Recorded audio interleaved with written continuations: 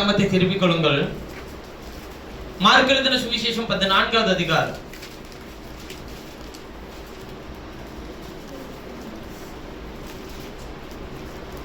24வது வசனத்திலிருந்து 26வது வசனம் வரை வாசிக்கலாம். அப்பொழுது அவர் அவர்களை நோக்கி, இது அநேகருக்காக சிந்தப்படுகிற புதிய உடன்படிக்கைக்குரிய என்னுடைய இரத்தமாய் இருக்கிறது. நான் தேவனுடைய ராஜ்யத்தில் நவமான ரசத்தை பானம் பண்ணும் நாள் வரைக்கும் திராட்சை பழத்தை இனி நான் பானம் பண்ணுவதில்லை என்று மெய்யாகவே உங்களுக்கு சொல்லுகிறேன் என்றார். இது அநேகருக்காக சிந்தப்படுகிற புது உடன்படிக்கைக்குரிய என்னுடைய இரத்தமாய் இருக்கிறது. நான் தேவனுடைய ராஜ்யத்தில் நவமான ரசத்தை பானம் பண்ணும் நாள் வரைக்கும் திராட்சை பழ ரசத்தை இனி நான் பானம் பண்ணுவதில்லை என்று மெய்யாகவே உங்களுக்கு சொல்லுகிறேன் என்றார். அவர்கள் ஸ்தோத்திர பாட்டை பாடின பின்பு அவர்கள் ஒலிவ மலைக்கு புறப்பட்டு போனார்கள். ஸ்தோத்திர பாட்டை பாடின பின்பு இந்த நாள் நான் பேசும்படிக்கு எடுத்துக்கொண்ட என்னுடைய மைய பொருள் நவமான திராட்சை ரசத்தை பானம் பண்ணும் நாள் என்கிற மைய பொருளை கொண்டு உங்களோடு பேசுகிறேன். நவமான திராட்சை ரசத்தை பானம் பண்ணும் அந்த நாள் என்கிற மைய பொருளை கொண்டு உங்களோடு பேசுகிறேன். நவமான ரசத்தை, சரி, இந்த மைய பொருளை கொண்டு உங்களோடு கூட பேச நான் விரும்புகிறேன். கர்த்தர் 3 விதமான இரத்தத்தினுடைய அடையாளத்தை அவர் காண்பித்து வருகிறார். ஒன்று, பழைய ஏற்பாட்டிலே அவர் இரத்தத்தை ஒரு பிரதான ஒரு அடையாளமாக வைத்திருந்தார். இன்னொன்று, புதிய ஏற்பாட்டில் வரும்போதும் இரத்தம் மிகப்பெரிய ஒரு பிரதான ஒரு அடையாளமாக இருந்தது. இனிமேலும் உங்களுக்கு இரத்தம் மாத்திரமே ஒரு அடையாளமாகவும் இருக்கும். இதுல அவர் பழைய ஏற்பாட்டிலே செய்த அந்த இரத்தத்தினுடைய அடையாளம் என்பது வெளியிலே இருந்தது. இப்பொழுது இரத்தத்தினுடைய அடையாளம் என்பது உள்ளே இருக்கிறது. பழைய ஏற்பாட்டினுடைய இரத்தத்தினுடைய அடையாளத்தை குறித்து ஒரு சின்ன சின்ன விஷயங்களை சொல்லி அதன் பிறகு இப்பொழுது இருக்கிற இரத்தத்தினுடைய விஷயத்துக்கு வர, அவர்கள் சங்கார தூதன் அவர்கள் வீட்டில் இருக்கிற தன்னைச்சன் பிள்ளைகளை சங்கரிக்க கூடாதபடிக்கு கர்த்தர் ஒரு ஆட்டுக்குட்டியை தேர்ந்தெடுத்து அதனுடைய ரத்தத்தை வீட்டினுடைய மேல் சட்டத்திலும் கீழ் சட்டத்திலும் தெளிக்க கடவர்கள் சொல்லி அந்த ரத்தம் தெளிக்கப்பட்டிருக்கிற வீட்டை சங்கார தூதன் என்ன பண்ணுவான்னு எழுதியிருக்குங்க, கடந்து போவான்னு சொல்லி எழுதியிருக்கு. அப்ப ரத்தம் சங்கார தூதன் கடந்து போவதற்கு ஒரு அடையாளமாக இருந்தது. ஆனால் ரத்தம் தெளிக்கப்படாத எகிப்தினுடைய வீட்டிற்குள்ளே சங்கார தூதன் கடந்து சென்று தலச்சன் பிள்ளைகளை எல்லாவற்றையும் சங்கரித்து பட்டான் என்பது வேதத்தில் எழுதப்பட்டிருக்கிறது. ஒரு மகா பரிசுத்த ஸ்தலத்துக்குள்ளே பிரவேசிக்க வேண்டுமானால் கூட ஒரு ஆட்டுக்குட்டியினுடைய ரத்தத்தை எடுத்து அதை கையிலே கிண்ணியிலே எடுத்துக்கொண்டு அதை ஈசோப்பு கொத்துகளினால் தோய்த்து அதை தெளித்துக் கொண்டேதான் மகா பரிசுத்த ஸ்தலத்துக்குள்ளே அல்லது பரிசுத்த ஸ்தலத்துக்குள்ளே என்ன பண்ண முடியுங்க, ஆசாரியர் பிரவேசிக்க முடியும். அப்ப ரத்தம் என்பது பழைய ஏற்பாட்டிலே மிகப்பெரிய ஒரு அடையாளமாக இருந்தது. மோசே இஸ்ரவேலர்கள் மேலும் அந்த நியாயப்பிரமாண புத்தகத்தின் மேலும் ரத்தத்தை தெளித்தான் என்று வேதம் சொல்லுகிறது. அப்ப ரத்தம் ஒரு அடையாளமாகவும், ரத்தம் ஒரு பரிந்து பேசுதலாகவும், ரத்தம் ஒரு பாதுகாப்பாகவும் அவர்களுக்கு இருந்தது பழைய ஏற்பாட்டில். புதிய ஏற்பாட்டில் வரும்போது ஆனா அதை புசிக்க கூடாதுன்னு சொல்லி இருக்கிறார் பழைய ஏற்பாட்டில். புதிய ஏற்பாட்டில் அதான் என்ன பண்ணி இருக்கிறார், ரத்தத்தோட புசிக்க. சரி, இப்ப கவனிப்போம். புதிய ஏற்பாட்டில் வரும்போது சொல்றாரு, மார்க் 14:23வது வசனத்திலிருந்து வாசிக்கும் போது, பின்பு பாத்திரத்தையும் எடுத்து ஸ்தோத்திரம் பண்ணி அதை அவர்களுக்கு கொடுத்தார். அவர்கள் எல்லாரும் அதிலே பானம் பண்ணினார்கள். அப்போது அவர் அவர்களை நோக்கி, இது அநேகருக்காக சிந்தப்படுகிற புது உடன்படிக்கைக்குரிய என்னுடைய இரத்தமா இருக்கிறது. இது என்ன ரத்தம்? புது உடன்படிக்கைக்குரிய என்னுடைய ரத்தம். பாத்திரத்தில் இருந்தது என்ன? திராட்சை ரசம். ஆனால் அவர் சொல்லுகிறது என்ன? புது உடன்படிக்கைக்குரிய என்னுடைய ரத்தம். நல்ல கவனிங்க, இந்த கர்த்தருடைய பந்தியை நாம் அனுசரிக்கிறதுல அதை செய்து காண்பிக்கிறதிலே மார்க் எழுதும்போது சொல்லுகிறார், அவர் அந்தபடியே அவர்கள் போஜனம் பண்ணுகையில் 22வது வசனத்தை வாசிக்கும் போது, அவர்கள் போஜனம் பண்ணுகையில் அவர் எப்பத்தை எடுத்து ஆசீர்வதித்து அதை பிட்டு அவர்களுக்கு கொடுத்து, நீங்கள் வாங்கி புசியுங்கள், இது என்னுடைய சரீரமாய் இருக்கிறது. அவர் அந்தபடியே பாத்திரத்தையும் எடுத்து ஸ்தோத்திரம் பண்ணி அதை அவர்களுக்கு கொடுத்தார். அவர்கள் எல்லாரும் அதிலே பானம் பண்ணினார்கள். அப்பொழுது அவர் அவர்களை நோக்கி, இது அநேகருக்காக சிந்தப்படுகிற என்னுடைய புது உடன்படிக்கைக்குரிய என்னுடைய இரத்தமாய் இருக்கிறது. அப்ப என்னுடைய சரீரம், என்னுடைய ரத்தம் என்று அவர் அடையாளப்படுத்துகிறது எதை? அப்பத்தையும் திராட்சை ரசம். இது புது உடன்படிக்கை. ரத்தம் வெளியே இருந்துச்சு, இப்ப ரத்தம் எங்க வருது? உள்ள.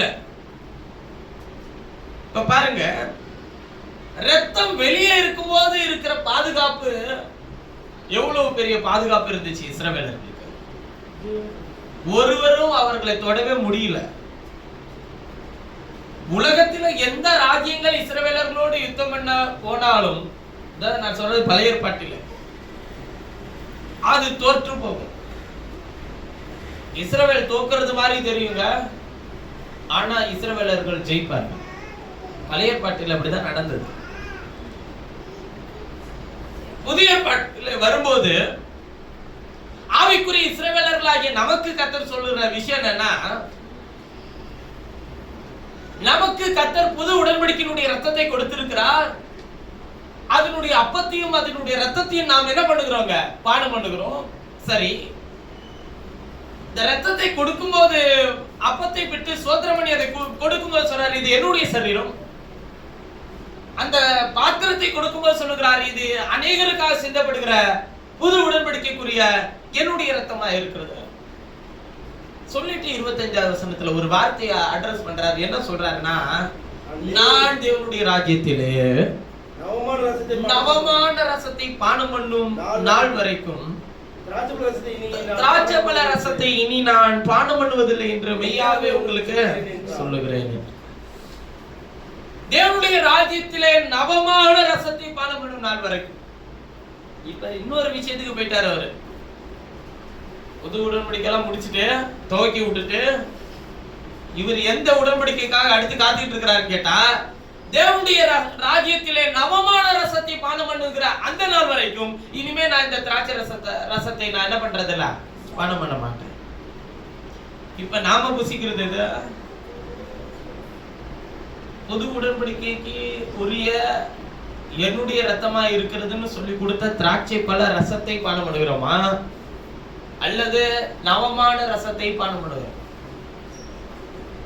இதான் எனக்குள்ள உண்டான முதல் கேள்வி. திராட்சை பழ ரசத்தை நாம் பானம் பண்ணுகிறோம் என்று சொன்னால், வாசிக்கலாம் 1 கொரிந்தியர் 11வது அதிகாரம்.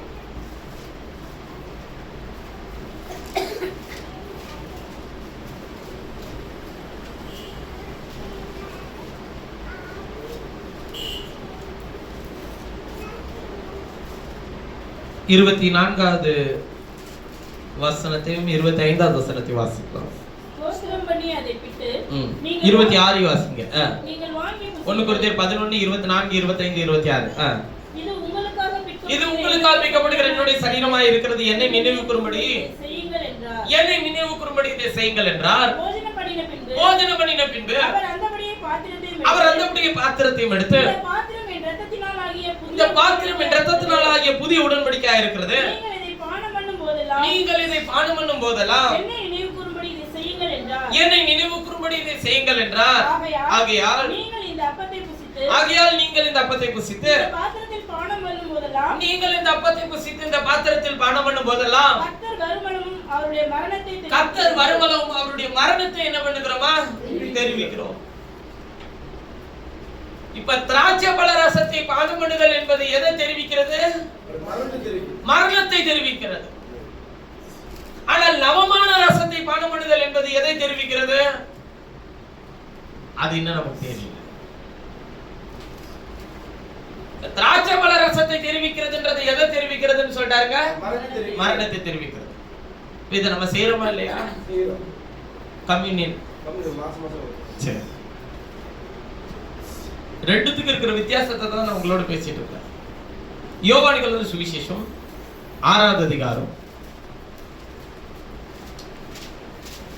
யோவான் 6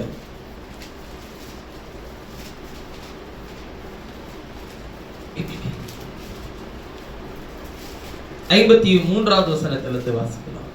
அதற்கு இயேசு அவர்களை நோக்கி, யோவான் 6:53 இருந்து, அதற்கு இயேசு அவர்களை நோக்கி, நீங்கள் மனுஷகுமாரனுடைய மாம்சத்தை புசியாமலும் அவருடைய இரத்தத்தை பானம் பண்ணாமலும் இருந்தால், அவருடைய இரத்தத்தை நீங்கள் பானம் பண்ணாமலும் இருந்தால், உங்களுக்குள்ளே ஜீவன் இல்லை என்று மெய்யாகவே மெய்யாகவே உங்களுக்கு சொல்லுகிறேன், என் மாம்சத்தை புசித்து என் இரத்தத்தை பானம் பண்ணுகிறவனுக்கு நித்திய ஜீவன் உண்டு. நான் அவனை கடைசி நாளிலே எழுப்புவேன். என் மாம்சம் மெய்யான போஜனமாய் இருக்கிறது, என் இரத்தம் மெய்யான பானமாய் இருக்கிறது. என் மாம்சத்தை புசித்து என் இரத்தத்தை பானம் பண்ணுகிறவனுக்கு என்னில் நிலைத்திருக்கிறான், நானும் அவனிலே நிலைத்திருக்கிறேன். ஜீவனுள்ள பிதா என்னை அனுப்பினது போலவும் நான் பிதாவினால் பிழைத்திருக்கிறது போலவும் என்னை புசிக்கிறவனும் என்னாலே பிழைப்பான். வானத்திலிருந்து இறங்கின அப்பம் இதுவே. இது உங்கள் பிதாக்கள் புசித்த மன்னாவை போல அல்ல, அவர்கள் மரித்தார்களே. இந்த அப்பத்தை புசிக்கிறவனோ என்றென்றைக்கும் பிழைப்பான் என்றார். போதும். இப்ப இது ரெண்டுத்துக்கு என்ன வித்தியாசம்? படிச்சாச்சு, எழுதியாச்சுல. நான் கேட்கிறது என்னன்னா, நீங்க வாசிச்ச 1 கொரிந்தியர் 11க்கும் மார்க் எழுதின சுவிசேஷத்துக்கும் யோவான் 6க்கும் என்ன வித்தியாசம்?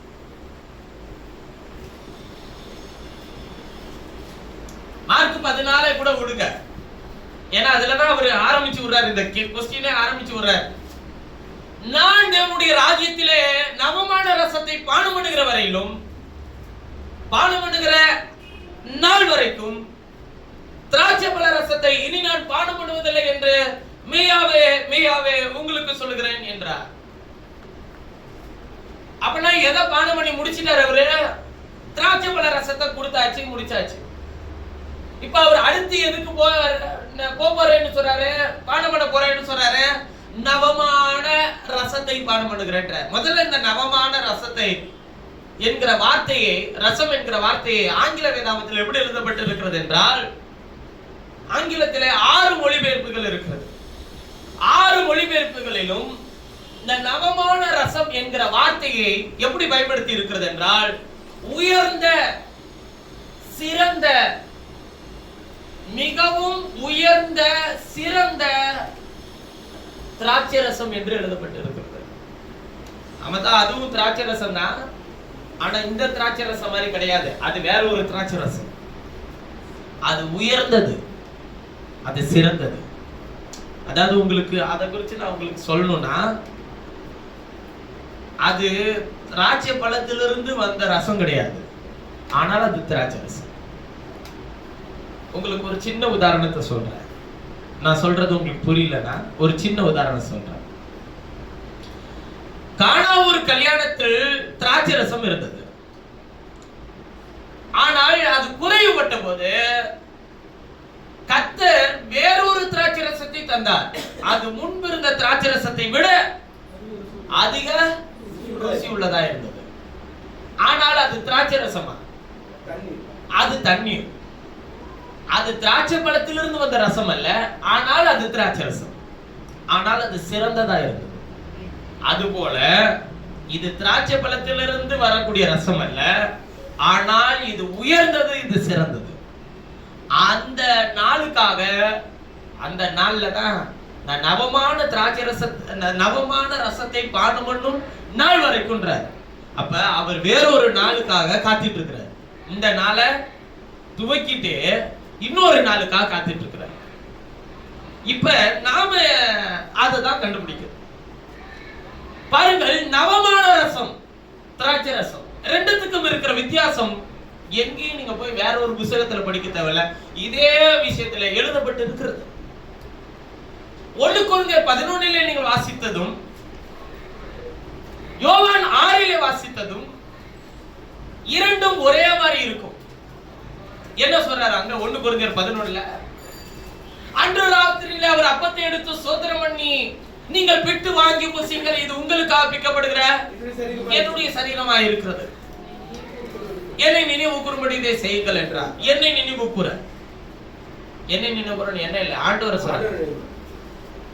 அடுத்து சொல்றாரு, அவர் அந்தபடிய பாத்திரத்தையும் எடுத்து, இந்த பாத்திரம் என் ரத்தத்தினால் ஆகிய புதிய உடன்படிக்கையாக இருக்கிறது, நீங்கள் இதை பானம் பண்ணும் போதெல்லாம் என்னை நினைவு கூறும்படி இதை செய்யுங்கள் என்றார்.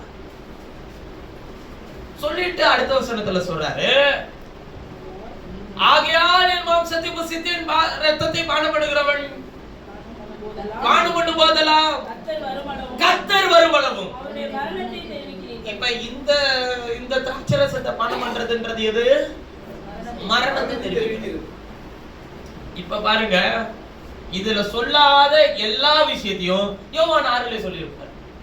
சொல்லாத விஷயம் என்னன்றதான் கண்டுபிடிக்கணும். அப்பதான் உங்களுக்கு புரிய நவமான ரசம் என்னன்றது. யோவான் 6:53 இருந்து வாசிக்கும் போது சொல்லுகிறார், இயேசு அவர்களை நோக்கி, நீங்கள் மனுஷகுமாரனுடைய மாம்சத்தை புசியாமலும் அவருடைய ரத்தத்தை பானம் பண்ணாமலும் இருந்தால் உங்களுக்குள்ளே ஜீவன் இல்லை என்று மெய்யாவே மெய்யாவே உங்களுக்கு சொல்லுகிறேன். அப்படின்னா என்ன சொல்ல வர்றாரு இவரு? கம்யூனியன் சொல்ல வர்றாரா? கம்யூனியன் கிடையாது. இந்த இடத்தில் சொல்றது கர்த்தருடைய பந்தியை குறித்து அல்ல, இது தேவனுடைய ராஜ்யத்தில் இருக்கிற பந்தியை குறித்து. கர்த்தருடைய பந்தி மரணத்தை தெரிவிக்கிற பந்தி என்பது வேறு, தேவனுடைய ராஜ்யத்தில் இருக்கிற பந்தி என்பது வேறு. பாருங்கள், என் மாம்சத்தை புசித்து என் ரத்தத்தை பானம் பண்ணுகிறவனுக்கு, இப்ப இந்த வார்த்தை அங்க எழுதி இருக்கா? 1 கொரிந்தியர் 11 எழுதி இருக்கா? என் மாம்சத்தை புசித்து என் ரத்தத்தை பானம் பண்ணுகிறவனுக்கு நித்திய ஜீவன் உண்டு அங்க எழுதி இருக்கா? எழுதி இருக்காது. ஆனா இங்க எழுதி இருக்கா? நான் அவனை கடைசி நாளில் எழுப்புவேன் அங்க எழுதி இருக்கா? இங்க எழுதி இருக்கா? அங்கேயா சொல்லல, இங்கேயா சொல்லி இருக்க.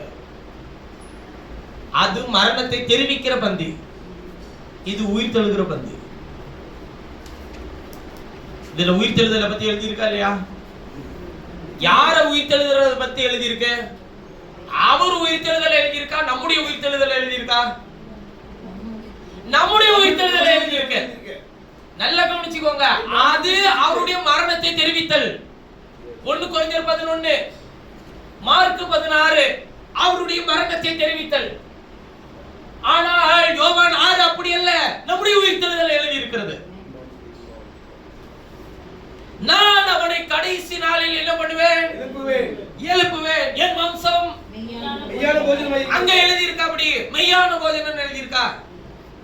அவர் அன்று ராத்திரியிலே அப்பத்தை எடுத்து ஸ்தோத்திரம் பண்ணி அதை பிட்டு நீங்கள் வாங்கி புசியுங்கள், இது உங்களுக்காக பிக்கப்படுகிற என்னுடைய சரீரம் என்று சொல்லுகிறாரே, மெய்யான போஜனம் எழுதி இருக்கா? இங்க என்ன எழுதி இருக்கு? மெய்யான போஜனம் என்ன? அழியாதது. அழியாத போஜனம் எது?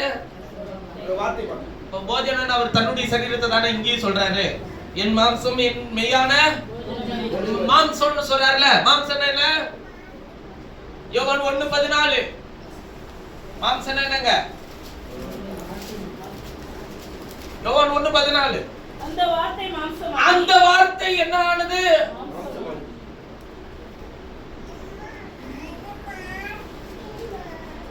மாம்சம். அந்த வார்த்தை தான் மாம்சமானது. அப்ப மெய்யான போஜனம் எது? அவருடைய வார்த்தை. வார்த்தைக்குள்ள என்ன இருக்கிறது? ஜீவன். மாம்சத்துக்குள்ள என்ன இருக்கிறது? ஜீவன். என்னங்க ஜீவன்? எங்க இருக்கு? எல்லாம் நல்லா இருந்து ரத்தம் இல்லைன்னா ஒண்ணுமே செய்ய முடியாது. ரத்தத்துல என்ன இருக்கிறது? என் மாம்சமையான போஜனம், என் ரத்தமையான பானம். வார்த்தை தான் அந்த மாம்சம். என் மாம்சம் அவர் சொல்றது, ஆதியில என்ன இருந்தது? அந்த வார்த்தை தான் தேவனிடத்தில் இருந்தது. அந்த வார்த்தை தான் தேவனாக இருந்தது. அந்த வார்த்தை தான் மாம்சமானது. அந்த வார்த்தை, அந்த மாம்சம், அதற்குள்ளே ரத்தம் இருந்தது. அந்த ரத்தத்துக்குள்ளே ஜீவன் இருந்தது. அந்த வார்த்தைக்குள்ளே இன்றைக்கும் என்ன இருக்கிறது? ஜீவன் இருக்கிறது. நான் தான் ஏற்கனவே சொன்னேன்ல, பழைய ஏற்பாட்டில் ரத்தம் வெளிப்படையான அடையாளமாக இருந்தது. புதிய ஏற்பாட்டில் ரத்தம் உள்ளே இருக்கிறது. யாருக்குள்ள இருக்கிறது? என் மாம்சத்தை புசித்து என் ரத்தத்தை பானம் பண்ணுகிறோம்னு சொல்றாருல, அப்படின்னா எந்த பானம்? நீங்க தான் சொன்னீங்க, கர்த்தருடைய மரணத்தை தெரிவிக்கிறது எப்ப செய்யறோம்? மாசத்துல ஒரு நாள். இப்ப இந்த பந்தியில எப்ப கலந்துக்கிறோம்? ஒவ்வொரு வாரம், ஒவ்வொரு செய்தியிலும், ஒவ்வொரு சமூகத்திலும், கர்த்தருடைய சமூகத்தில் கூடி வரும்போதெல்லாம் நாம் எந்த பந்திக்கு வரோம் தெரியுங்களா? ஆபிரகாம், ஈசாக்கு, யாக்கோப்பு என்பவர்களோடு கூட பந்தி இருக்கிற பந்தி. இதுதான் நவமான திராட்சை ரசத்தை பானம் பண்ணுகிற பந்தி. ஆண்டவருடைய போஜன பந்தி இதுதான். அதனாலதான் சொல்றாரு, என்னுடைய போஜன பலிபீடங்கள் எல்லாம் வாந்தியினாலும் அசுத்தத்தினால் நிறைந்திருக்கிறது. கற்பனையின் மேல் கற்பனையும் பிரமாணத்தின் மேல் பிரமாணமும், இங்கே கொஞ்சமும் அங்கே கொஞ்சமும் எழுதி இருக்கிறது. அவர் அந்நிய பாஷையினாலும் பரியாச உதடுகளினாலும் கர்த்தர் தம்முடைய ஜனங்களோடு கூட பேசுவார். அந்நிய பாஷைனா என்ன? எழுதப்பட்டிருக்கிற மகத்துவமான விஷயங்களை, எத்தனை மொழிகள், எத்தனை நிறங்கள், எத்தனை வேறுபாடுகள் இருந்தாலும் அவர் தம்முடைய ஜனங்களோடு கூட பேசி அதை வெளிப்படுத்த வல்லவராய் இருக்கிறார். கல்விமான்களுக்கும் ஞானிகளுக்கும் அவர் மறைத்து பாலகர்களாகிய நமக்கு அதை என்ன பண்ணுவாருங்க? வெளிப்படுத்துவார். ஏன் வெளிப்படுத்த மாட்டார்? நாளைக்கு என்ன நடக்க போகுதுன்னு வெளிப்படுத்துறேன்னு சொல்ற மனுஷங்க இருக்கிற உலகத்துல கர்த்தர் வெளிப்படுத்துவார்னு சொல்லி ஏமாத்துற உலகத்துல அவர் தன்னை வெளிப்படுத்ததான் உங்களோடு பேசுகிறார். நான் ஒன்றை உங்களிடத்தில் கேட்கிறேன். பழைய ஏற்பாட்டில் ரத்தம் வெளிப்புறத்தில் அடையாளமாக இருக்கும் போதே அவர்களுக்கு அவ்வளவு உயரிய பாதுகாப்பு இருக்குமானால், ரத்தத்தை பெற்றுக்கொண்டு இருக்கிற நமக்கு எவ்வளவு பெரிய பாதுகாப்பு இருக்கும்? ஒரு சின்ன உதாரணம் தான் நான் சொல்றேனே. முதலமைச்சருக்கு இருக்கிற பாதுகாப்பு முதலமைச்சரின் வீட்டில் இருக்கிற எல்லாருக்கும் இருக்குமா? இருக்காது. எல்லாருக்கும் இருக்காது. எதனால அந்த பாதுகாப்பு அவர்களுக்கு இருக்கு? அவருடைய குடும்பத்தில் இருக்கிறார். அவருடைய ரத்தத்திற்கு உடன்பட்டவர்கள் அவர்கள். அவர்கள் ரத்தத்தினால் பிறந்திருக்கிறார்கள். நீங்கள் யாருடைய குடும்பத்தில் இருக்கிறீர்கள்? முழு குடும்பத்துக்கும் நாமக்காரராகிய இயேசுவின் குடும்பத்தில் இருக்கிறோம். அவருடைய ரத்தத்தினால் பிறந்திருக்கிறோம். அவருடைய ரத்தத்திற்கு உரியவர்களாக இருக்கிறோம். வேதம் சொல்லுகிறது, இயேசு கிறிஸ்துவின் ரத்தம் சகல பாவங்கள் நீக்கி நம்மை சுத்திகரிக்கிறது. இயேசுவின் ரத்தம் ஜெயம் சொல்லி நாம சொல்லிட்டு, இயேசுவின் ரத்தத்தை நம்ம எதுக்குள்ள வச்சுக்க விரும்புறோம்னு கேட்டீங்கன்னா, நம்மளை சுற்றிலும் நம்ம ஒரு பாட்டெல்லாம் பாடுவோம்ல, ரத்த கோட்டைக்குள்ளே நான் நுழைந்து விட்டு இனி எதுவும் அணுகாது, எந்த தீங்கும் தீண்டாது அப்படின்னு நம்ம பாடுவோம். இப்ப அதை நீங்க எப்படி கற்பனையில சித்தரிச்சுப்பீங்க? ரத்த கோட்டைக்குள்ள நான் உள்ள நுழைகிறேன். ரத்த கோட்டைக்குள்ள நீங்க போல, கோட்டையும் உங்களுக்குள்ள வந்துருச்சு. அதனால இப்ப ஒரு முதலமைச்சர் வீட்டுல இருந்து ஒரு நபர் வெளியே போறாங்கன்னு வச்சுக்கோங்க. முதலமைச்சர் போய் பெட்டிஷன் கொடுத்து, அப்பா எனக்கு பாதுகாப்புக்கு ஒரு 2 பேரை அனுப்பிவிட அப்படி சொல்லணுமா? இல்ல உதயநிதி ஸ்டாலின் வராருன்னு வச்சுக்கோங்க, கிளம்புனோன்னு என்ன பண்ணுவாங்க? பாதுகாப்புக்கு எல்லாருமே போய்தான் ஆகணும். போக மாட்டேன்னு சொன்னா அந்த நிமிஷமே அவனுக்கு வேலை போயிடும். தேவனுடைய பிள்ளைகள் என்கிற தன்மையில நிலையில உங்களை நிலைநிறுத்தினது கர்த்தர். அந்த ரத்தத்தினாலே தேவன் உங்களை பிறக்க செய்திருக்கிறார். நவமான ரசம் எதுன்றத இன்னும் கொஞ்ச நேரத்தில் உங்களுக்கு இன்னும் சொல்றேன். தகுதியில்லாத ஒரு தண்ணீரை வெளியேறப்பட்ட ருசி உள்ளதாய் மாற்றினார்ல. அதனாலதான் அவர் சொல்றாரு, நான் என்னுடைய மனவாட்டியோட உயர்ந்த தரமான ரசத்தை பானம் பண்ணுகிற அந்த நாள் வரையிலும் இனிமே இந்த திராட்சை ரசத்தை என்ன பண்ண மாட்டேன்றாருங்க, பானம் பண்ண மாட்டேன். அப்ப அவர் புது உடன்படிக்கையை துவக்கிட்டு அவர் இன்னொரு உடன்படிக்கைக்காக காத்துட்டு இருக்கிறார். எந்த உடன்படிக்கை என்றால் தம்முடைய மனவாட்டியை தன்னோடு சேர்த்துக் கொள்ளுகிற உடன்படிக்கை. அப்ப புது உடன்படிக்கையின் ரத்தம் உங்களை கழுவி சுத்திகரித்து அவருக்கு முன்பாக நிலைநிறுத்த வேண்டும். ஆனால் அவர் எந்த உடன்படிக்கை செய்து கொள்ள ஆயத்தமா இருக்கிறார் என்றால் உங்களை தன்னுக்குள் சேர்த்துக் கொள்ள ஆயத்தமா இருக்கிறார். அந்த நாளை தான் அது நவமான ரசம் என்று அவர் சொல்லுகிறார். அதனாலதான் அவர் சொல்றாரு, என் மாம்சத்தை புசித்து என் ரத்தத்தை பானம் பண்ணுகிறவன் என்னிலே நிலைத்திருக்கிறான், நானும் அவனில் நிலைத்திருக்கிறேன். எழுதியிருக்கா இல்லையா? படிங்க அந்த வசனத்தை. என் மாம்சத்தை புசித்து என் ரத்தத்தை பானம் பண்ணுகிறவனுக்கு நித்திய ஜீவன் உண்டு, நான் அவனை கடைசி நாளில் எழுப்புவேன். 56. என் மாம்சத்தை புசித்து என் ரத்தத்தை பானம் பண்ணுகிறவன், என் மாம்சத்தை, எந்த மாம்சத்தை? என் வார்த்தையை, என் ரத்தத்தை, எந்த ரத்தத்தை? வார்த்தைக்குள் இருக்கிற ஜீவனை பானம் பண்ணுகிறவனை என்னிலே நிலைத்திருக்கிறான். என்னிலே, என் மனைவியா, என்னுடைய பிள்ளையா என்னிலே நிலைத்திருக்கிறான், நானும் அவனிலே நிலைத்திருக்கிறேன். அப்போது அவர் சொல்றாரு, ரத்தம் இப்ப உங்களை சுத்தி பாதுகாக்கல, ரத்தம் உங்களுக்குள்ள இருந்து பாதுகாக்கல. ரத்தம் வீட்டின் எல்லைகளில் தெளிக்கப்படுகிறது அல்ல, ரத்தம் உங்களுக்குள் இருக்கிறது. நீங்க எந்த இடத்துக்குள்ள போறீங்களோ அந்த இடத்துக்குள்ள எல்லாம் ரத்தம் கிரியை செய்யும்.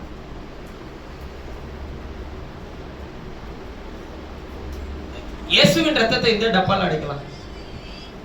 இல்ல ஆண்டவர் ரத்தத்தினுடைய அடையாளமாய் கொடுத்தது எது? திராட்சை ரசம். இன்னைக்கு ரத்தத்தின் அடையாளமாய் கொடுத்தது எது? தேவனுடைய வசனத்திற்குள்ள இருக்கிற ஜீவன் தான்.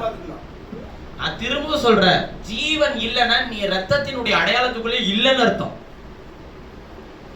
வசனத்துக்குள்ளே இருக்கிற ஜீவன் உங்களுக்கு வெளிப்படலன்னு வச்சு, வசனம் எல்லாம் தெரியுங்க, வசனத்துக்குள்ள இருக்கிற ஜீவன் உங்களுக்கு வெளிப்படல, அதாவது நான் சொல்ற விஷயங்கள் உங்களுக்கு புரியல, இல்ல நீங்க வேதத்தை படிக்கும் போது அதற்குள்ள இருக்கிற சத்தம் ஜீவன் உங்களோடு கூட பேசல அப்படின்னா, நான் திரும்ப சொல்றேன், நீ தான் பரிதபிக்கிற நிலையில இருக்கிற.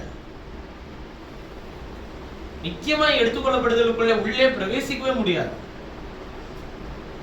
சத்தம் கேட்கப்பட்ட போது எண்ணெய் வைத்திருந்தவர்கள் எதிர்கொண்டு போனார்கள். இங்க எண்ணெயாக அவர் கொடுத்து வைத்திருக்கிறது எதை? தம்முடைய ஜீவனை. ஜீவன் இருக்கிறவர்கள் ஜீவன் உள்ளவருக்குள்ளே பிரவேசிப்பார்கள்.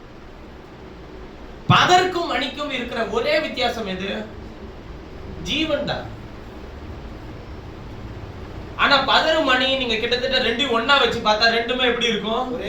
ஒரே மாதிரி இருக்கும். ஒரே சாயல், ஒரே மீனி, ஒரே தன்மை, ஒரே செடியில் வளரும், ஒரே தண்ணீரை புசிக்கும், ஒரே வெப்பத்தை உள்வாங்கும், ஒரே பாதுகாப்புக்குள் இருக்கும். ஆனால் தூற்றும் போது தெரிஞ்சு போயிடும் பதர் எது, மணி எது என்பது. கர்த்தர் தூத்துவார் பாருங்க சில நேரத்துல, அப்ப தெரிஞ்சிடும் யார் எங்க இருக்கணும், யாரை எப்படி வச்சிருக்கணும், யாரை எந்த இடத்துல வச்சிருக்கணும், யாரை எந்த இடத்துக்கு நேரா கொண்டு போய் நடத்தணும். பதர் ஒரு பெரிய கூட்டம் தானே, மணி ஒரு கூட்டம் தானே, ரெண்டுமே தனித்தனியா தான் என்ன பண்ணுங்க இருக்கும். ஆனா என்ன, ரெண்டு கூட்டமும் இருந்துச்சுனாலும் கலை எங்க இருக்கோ அங்கேதான் பதரும் கொண்டு போய் சேர்க்கப்படும். அதுக்கு கலையாவே இருந்துட்டு போயிடலான்ற மாதிரி தோணும். கலை எங்கு சேர்கிறதோ அங்கேதான் எதுவும் சேர்க்கப்படுங்க, பதரும்.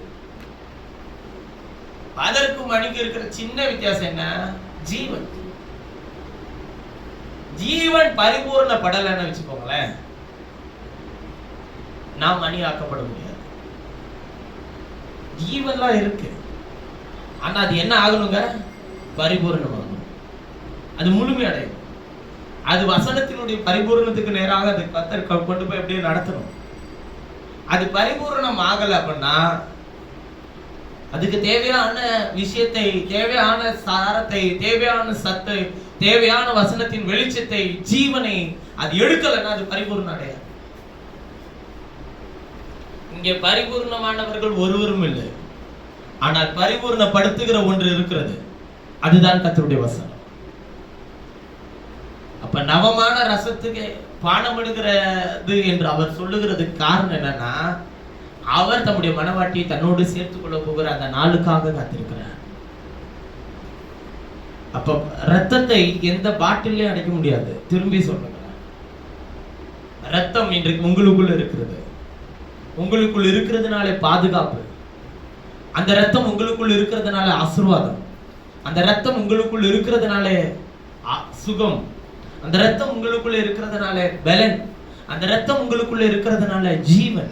அந்த ரத்தம் உங்களுக்குள்ள இருக்கிறதுனால உயரிய வழி நடத்தப்படுதல், ஆலோசனை, தேவஞானம் எல்லாத்தையும் கொடுத்து நடத்துவார். சொல்லுவோம் இல்லையா, இந்த ஞானம் எங்க இருந்து வந்துச்சு? தேவன் கொடுத்தது. எப்படி வந்தது? ரத்தத்தினால் வந்தது. இந்த திருட்டு தானே எப்படி வந்துச்சு? தேவன் கொடுத்ததுன்னு சொல்லுவோமா? இல்ல, அது என் மாம்சதீகத்தில் உண்டானது. இல்ல இல்ல, அது எல்லாத்தையும் கலைத்து போடக்கூடிய ஒரே வல்லமை கர்த்தருடைய இரத்தத்தின் வல்லமை கொண்டு. அதனாலதான் சொல்றாரு, அவர் நம்மை போல மாம்ச சித்தத்தினாலும் புருஷ சித்தத்தினாலும் பிறவாமல் அவர் கிருபையினாலும் சத்தியத்தினால் நிறைந்தவராய் நமக்குள்ள என்ன பண்ணிட்டு இருக்கிறாருங்க? வாசம் பண்ணி. அவர் தேவனாலே உலகத்திலே கொடுக்கப்பட்டார். அவர் நமக்குள் வாசம் பண்ணி கொண்டிருக்கிறார். உள்ளே சத்தம் எடுக்கிற ரத்தத்தின் சத்தம் எழுதப்பட்ட வார்த்தைக்கு நேராக உங்களை திருப்பலன்னா உனக்கு பாதுகாப்பு இந்த உலகத்துல எத்தனை பேரை வச்சிருந்தாலும் பத்தாது. எதுக்கு இல்லைங்க பாதுகாப்பு? இந்த ஆத்மாவுக்கு பாதுகாப்பே கிடையாது. சரீரத்துக்கு ஒரு 2 பேரை கூட பாதுகாப்பு வச்சுக்கலாம். நம்ம ஆத்மாவை பாதுகாக்கக்கூடிய ஒரே வல்லமை கர்த்தருடைய வார்த்தையின் ரத்தத்துக்கு மாத்திரம் தான் உண்டு. திரும்பவும் சொல்லுகிறேன், நீங்கள் பாதுகாக்கப்பட்டவர்கள். அதனால ரத்தத்தை வீட்டை சுத்திலும் தெளிச்சிட்டா பாதுகாக்கப்பட்ட வீடு என்றல்ல. ரத்தம் உங்களுக்குள்ளே வந்தால்தான், வசனத்தின் வெளிச்சத்தை நீங்கள் அறிந்து கொள்ளதான் அந்த நவமான ரசத்துக்குரியவர்களாக கர்த்தர் உங்களை மாற்றுவார். அந்த வெளியேறப்பட்ட வசனத்தின் பரிபூர்ண வெளிச்சத்தை கர்த்தர் உங்களுக்கு வெளிப்படுத்தி தருவார்.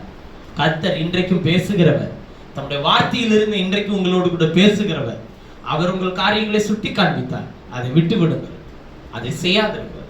அவர் உங்கள் காரியத்தை இப்படி செய் என்று கட்டளையிட்டார். அதை செய்ய, அது எப்பேற்பட்ட காரியங்களா இருந்தாலும் அதை செய்ய உங்கள் இருதயத்தை ஒப்புக் கொடுங்கள். நீங்கள் செய்ய முடியாது. பரிசுத்தமாக வேண்டும் என்று நீங்கள் விரும்பினால் அதை பூர்த்தி செய்ய முடியாது. தேவனுக்கு இடம் கொடுத்தால் மாத்திரமே அவர் உங்களை பரிசுத்தப்படுத்த முடியும். நோவா கட்டளையிட்டபடியெல்லாம் செய்து முடித்தான் என்றால் அவன் அல்ல, அவன் இடம் கொடுத்தான் கர்த்தருக்கு. அதனால் அவன் செய்து முடித்தான். இதனால காலை நேரத்திலும் தேவனுக்கு இடம் கொடுங்கள். அவர் உங்களை பரிசுத்தமாக்க ஒரு வல்லவராய் இருக்கிறார். தேவனுக்கு இடம் கொடுங்கள். அவர் உங்களை பரிசுத்த பாதையிலே நடத்த வல்லவராய் இருக்கிறார்.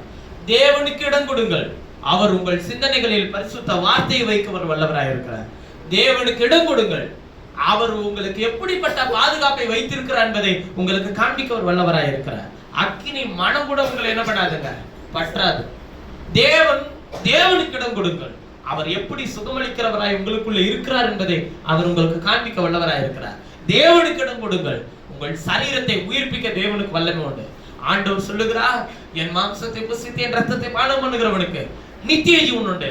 நான் அவனை கடைசி நாளில் என்ன பண்ணுவேன்றாருங்க, எழுப்புவேன்.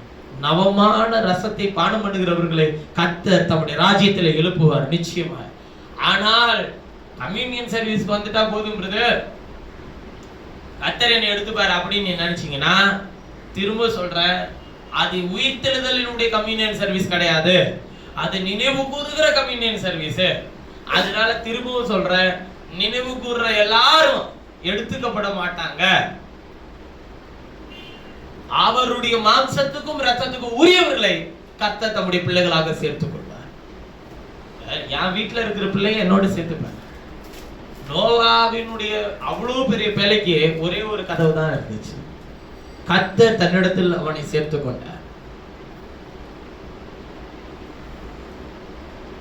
ஒரு விஷயத்தை நான் உங்களுக்கு சொல்ல விரும்புகிறேன். அதை நீங்களும் படிச்சு பாருங்க. திரும்பவும் அதை என்னுடைய சிந்தையில வைக்கிறதுனால சொல்லுங்க.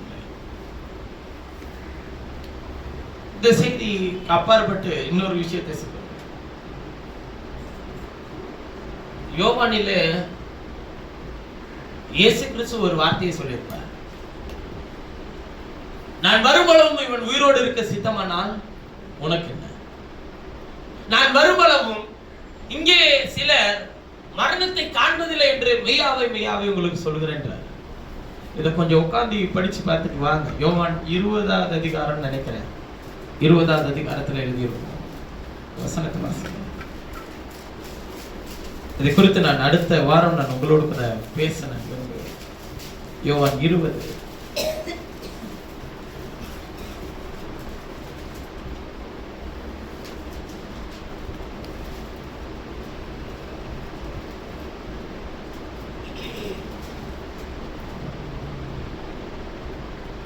சார் 21வது அதிகாரம்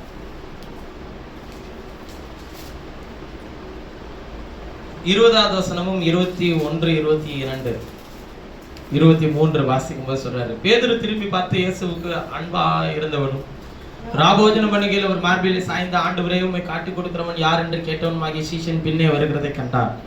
அவனை கண்டு பேதுரு இயேசுவை நோக்கி, ஆண்டவரே இவன் காரியம் என்ன என்றான். அதற்கு இயேசு, நான் வருமளவும் இவன் இருக்க எனக்கு சித்தமானால் உனக்கு என்ன? நீ என்னை பின்பற்றி வா என்றார். ஆகையால் அந்த சீஷன் மரிப்பதில்லை என்கிற பேச்சு சகோதரர்களுக்குள்ளே பரம்பிற்று. ஆனாலும் அவன் மரிப்பதில்லை என்று இயேசு சொல்லாமல், நான் வருமளவும் இவன் இருக்க எனக்கு சித்தமான உனக்கு என்னவென்று சொன்னார். அடுத்த வாரம் நான் இதை குறித்து உங்களோடு கூட பேச நான் விரும்புகிறேன். இவன் காரியம் என்ன என்கிற தலைப்பின் கீழ் இருந்து கூட உங்களோடு பேசுகிறேன். அதனால் நீங்களும் கொஞ்சம் அதை படிச்சு தியானிச்சுட்டு வாங்க. உயிரோட இருந்தானா, இல்லை ஏன் அப்படி பேசுனாங்க, இல்லை ஏசு ஏன் அதை சொன்னாரு, நான் வரும்பளவும் உயிரோடு இருக்க சித்தமானால் உனக்கு என்ன, அப்படி ஏன் இயேசு பேசினார் என்பதை குறித்து நாம் அடுத்த வாரம் கொஞ்சம் தியானிப்போம். இவன் உயிரோடு இருக்க நான் வருமளவுன்ற உயிரோடு இருக்க சித்தமானால் உனக்கு என்னன்னு கேட்குற. இவனை என்ன பண்ண விரும்பினாரு கர்த்தர், அதை திருப்பி திருப்பி கொஞ்சம் உட்காந்து படிச்சு பாருங்க. எதையாச்சும் புரியுதுன்னா அடுத்த வாரம் யோசிச்சுட்டு வாங்க. வரும்போதே பிரச்சனையோடு வராதுங்க, இதை யோசிச்சுட்டு வாங்க. இல்லைன்னா அடுத்த வாரம் ஞாயிற்றுக்கிழமை உட்காந்து படிச்சு திருப்பி திருப்பி படிச்சு பார்த்துட்டு ஒன்றும் புரியலன்ட்டு வராதுங்க. 6 நாள் இருக்கு, 7 நாள் இருக்கு. என்ன பண்ணுங்க, டெய்லி யோசிச்சு பாருங்க. ஏதாச்சும் ஒன்று கிடைக்குதா, இல்லை வேற ஏதாச்சும் விஷயத்துல இருந்து கிடைக்குதா, அதுக்குள்ளே தான் பதிலும் இருக்குது. வேற எங்கேயும் போய் பைபிள்லாம் அட்டையிலேருந்து அட்டை வரையும் தேட தேவையில்லை. அதே அந்த 5-6 வசனத்துக்குள்ளேயே பதில் இருக்கு. அதை குறித்து கொஞ்சம் படிச்சுட்டு வாங்க. அடுத்த வாரம் நான் உங்களோட கூட நான் பேச விரும்புகிறேன். கர்த்தர் நமக்கு இன்னும் இன்னும் மகத்துவமான அந்த நவமான உயர்ந்த திராட்சரசத்தை தரும்படிக்கு ஜெபியுங்கள். குறிப்பாய் நமக்கு இன்னும் மகத்துவமான விஷயங்களை கர்த்தர் நமக்கு வெளிப்படுத்தி தந்து நம்மை அவரிடத்துக்கு இன்னும் கொண்டு போகணுங்க. இன்னும் கொண்டு போகணும். வெறும் தண்ணி தான் நவமான ரசமா மாறிச்சு. அது எங்க இருந்து வந்துச்சு? வெளியில இருக்கிற தண்ணீரா இருந்த நம்மளை தான் அவரோடு நவமான ரசத்தை பானம் பண்ணுகிறவர்களை கர்த்தர் நம்மை மாற்றி வைத்திருக்கிறார். அந்த வெளியேறப்பட்ட வசனத்தின் வெளிச்சங்களுக்கு கர்த்தர் நம்மை உரியவர்களாய் மாற்றி வைத்திருக்கிறார். அதெல்லாம் நமக்கு தெரியாது பிரதர், அதெல்லாம் யாராலும் தெரிஞ்சிக்க முடியாது பிரதர். தயவு செய்து சொல்றேன், நீ இன்னும் மரணத்தை நினைவு கூர்ந்துட்டு அப்படியே இருக்க வேண்டியதுதான். உயிர்த்தெழுதலுக்குள் அவன் என்ன அடைய முடியாதுங்க, பங்கடையவே முடியாது. உயிர்த்தெழுதல் என்பது தேவன் தம்முடைய பிள்ளைகளுக்கு என்று ஆயத்தம் பண்ணி வைத்திருக்கிற ஒன்று. அதை ஏற்கனவே சொல்லி இருக்கிறேன். ஆவி ஒன்று, ஆத்மா ஒன்று. ஆனால் சரீரம் மாத்திரம் ஒன்றல்ல, 2 இருக்கிறது. பூமிக்குரிய மேனி உண்டு, வானத்துக்குரிய மேனி உண்டு. பூமிக்குரிய சரீரம் பூமியிலிருந்து உண்டான மண்ணானவன் நமக்கு கொடுத்தது. ஆனால் வானத்துக்குரிய மேனியை கொடுத்தது யார்? கர்த்தர். வானத்திலிருந்து இறங்கின 2ஆம் ஆதாம் கொடுத்தது. அந்த மேனிதான் உண்மையான அசலான சரீரம். அது அந்த சரீரம் தான் நமக்காக ஆயத்தம் பண்ணப்பட்ட சரீரம். அந்த சரீரம் வேற ஏதோ ஒரு சரீரம் அல்ல, அல்லது நம்மை போல ஒரு சரீரம் அல்ல. அது கிறிஸ்துவினுடைய அளவில்லாத மகத்துவமான மகிமை நிறைந்த சரீரம். அந்த சரீரத்தில் காணக்கூடாத அந்த சரீரத்திலே கர்த்தர் இப்பொழுது நம்மை அவயமாக வைத்திருக்கிறார். அதை நிரூபிக்க அவரோடு கூட நம்மை சேர்த்து கொண்டு போக ஒரு மத்திய காலத்தில் வருவார். வரும்போது கர்த்தாவேன்னு ஆயத்தப்படுத்தி சேர்த்துக்கான்னு சொன்னாலாம் போக மாட்டான். ஆயத்தப்படுத்துன்னு சொல்ற யாரும் அங்க போக முடியாது. ஆயத்தப்படுறதுக்கு தேவையான எல்லாத்தையும் வச்சிருப்பாரு, அதையும் அவரே ஆயத்தம் பண்ணி விடணுமா? தலைச்சி விட்டு பொட்டு வச்சு பூ வச்சு எல்லாம் பண்ணி கூட்டிட்டு போகணுமா? அவரு என்ன சொன்னாரு? எஸ்தர் ராஜா திட்ட யோவாஸ் தம்முடைய மணவாட்டியை தெரிந்து கொள்ள மணவாட்டிக்கென்று சில அலங்காரத்தை வைத்திருந்தான். ஆனால் மணவாட்டியாக தேர்ந்தெடுக்கப்பட வேண்டும் என்று விருப்பப்பட்டு வந்த பெண்கள் எல்லாரும் ராஜாவினிடத்தில் போய் அலங்கரித்துக் கொள்ள இன்னும் அநேக விஷயங்களை அவர்கள் கேட்டார்கள். ஆனால் ராஜாவோ கேட்கிற எல்லாவற்றையும் கொடுத்தார். ஆனால் எஸ்தர் ராஜாத்தி ராஜா நியமித்த அலங்காரத்தை அல்லாமல் வேறு ஒன்றையும் தன்னை அலங்கரித்துக் கொள்ளவில்லை. யோவாசினுடைய கண்களில், அந்த ராஜாவினுடைய கண்களில் தேவன் தயை கிடைக்க பண்ணி அவளை தனக்கு மனைவியாக்கி கொண்டார். தேவன் நியமித்த அலங்காரத்தை அல்லாமல் வேற எந்த ஒரு அலங்காரத்தை நீங்கள் உடுத்தினாலும், நீங்கள் ஒரு அலங்காரத்தை செய்து கொண்டாலும் அது தேவனுடைய பார்வையில பிரியமா இருக்காது. திரும்பவும் சொல்லுகிற ஒட்டுமொத்த சபைக்கும் தேவன் உங்களுக்கு நியமித்திருக்கிற பாதைகளை யாரையும் உங்களோடு கூட ஒப்பிடாமல் எல்லா ஞானத்தோடும், எல்லா சாட்சியோடும், எல்லா பயத்தோடும், எல்லா தேவ பக்தியோடும் உங்கள் ஜீவியத்தில் கிறிஸ்துவை மாத்திரம் பார்த்து உங்கள் பயணத்தை நிதானமாய் ஓடுங்கள். கர்த்தருடைய வார்த்தையை மாத்திரம் உறுதியாய் பற்றிக் கொள்ளுங்கள். அழியாதவர்களாய் தேவனுடைய ராஜ்யத்திற்குள்ளே பிரவேசிப்பீர்கள். உங்களை அலங்கரித்துக் கொள்ள காத்துக்கொள்ளுங்கள். உங்கள் ஆத்துமாவை ரொம்ப ரொம்ப கவனமா பார்த்துக்கணும். அலங்கரிக்கிறதுல எப்படி ஒரு சரீரத்தை அலங்கரிக்க சுத்திகரிப்பு தேவைப்பட்டுச்சோ, சுத்திகரிச்ச பிறகுதான் சரீரத்தை என்ன பண்ணுவீங்க? அலங்காரத்துக்குள்ளே கொண்டு போவீங்க. சரிதானே? இல்ல தூங்கி எந்திரிச்சோன்னு அலங்காரத்துக்கு போயிடுவோமா? சுத்திகரிக்காம ஒரு சரீரம் என்ன பண்ணாது, அலங்காரத்துக்குள்ள போகாது. அலங்கரிக்க என்ன பண்ணணும்? ரொம்ப கவனம் தேவை. மூக்குக்கு போடுறத, கண்ணுக்கு போடுறத மூக்குள்ள போட முடியாது. அது நீ கோமாளி மாதிரி ஆகி போயிடும். சரிதானே? அதனால் உங்கள் சாட்சி தான் உங்களுடைய அலங்காரம், உங்களுடைய பேச்சு தான் உங்களுடைய அலங்காரம், உங்களுடைய ஞானம் தான் உங்களுடைய அலங்காரம், உங்களுடைய நடக்கை தான் உங்களுடைய அலங்காரம், உங்களுடைய யோசனை தான் உங்களுடைய அலங்காரம். நீங்கள் யார் என்பதை இந்த உலகத்திற்கு காண்பிக்கிறீர்களோ அதுவே உங்களுடைய அலங்காரமா இருக்கும். நீ உன்னை காண்பிக்க விரும்புறியா, இல்ல உனக்குள்ள இருக்கிற உயிர்த்தல பண்ண போகிற ஆண்டவரை காண்பிக்க போறியா? உங்களுடைய கரங்களில் இருக்கு. அதனால இவன் காரியம் என்ன, அவன் காரியம் என்ன, அவன் விஷயம் என்ன, இவன் விஷயம் என்ன, இவன் இப்படி பண்ணியிருந்தா கொஞ்சம் நல்லா இருந்திருப்பானே, இவன் இப்படி செஞ்சிருந்தா இவன் இன்னும் உயர்ந்திருப்பானே, இதெல்லாம் நமக்கு தேவையில்லாத விஷயம். நம்மளையே கத்தர் எதுல நடத்துறாரு? அவன்கிட்ட இருக்கிற நல்ல விஷயத்தை எடுத்துக்கோங்க, அவன்கிட்ட இருக்கிற நல்ல சாட்சி எடுத்துக்கோங்க, உங்களுடைய ஜீவியத்தை சரிப்படுத்துங்க, கத்தர் கையில் ஒப்பு கொடுங்க.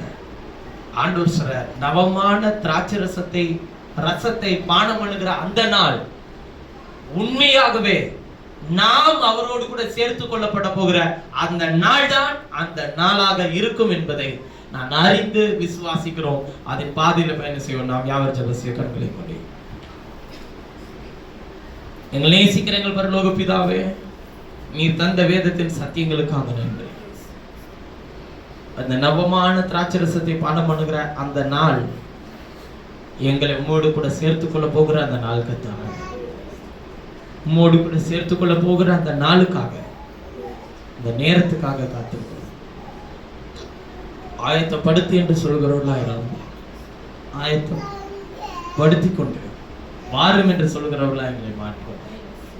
எங்களுடைய ஜீவியம் உடைய கரத்தில் இருக்கிறது. தினந்தோறும் நடத்தும், ஒவ்வொரு நேரமும் நடத்தும்.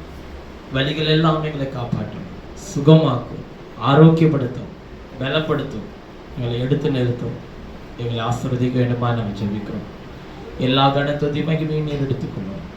மீட்பெரும் ரட்சகரும் ஆகிய இயேசு கிறிஸ்துவினுடைய பாதுகாப்பு, அரவணைப்பு, சுகம், பலன், ஜீவன், ஆசீர்வாதம் நம்முடைய மக்களோடும் என்னோடும் எப்பொழுது தரித்திருந்து நடத்தட்டும். இயேசுவின் நாமத்தில் ஜெபிக்கிறேன் ஜீவனுள்ள நல்ல பிதாவே. என் ஆத்துமாவே என் முழுவதும் என்னுடைய பரிசுத்த நாமத்தை கர்த்தர் செய்த சகல உபகாரங்களையும் ஆமென்.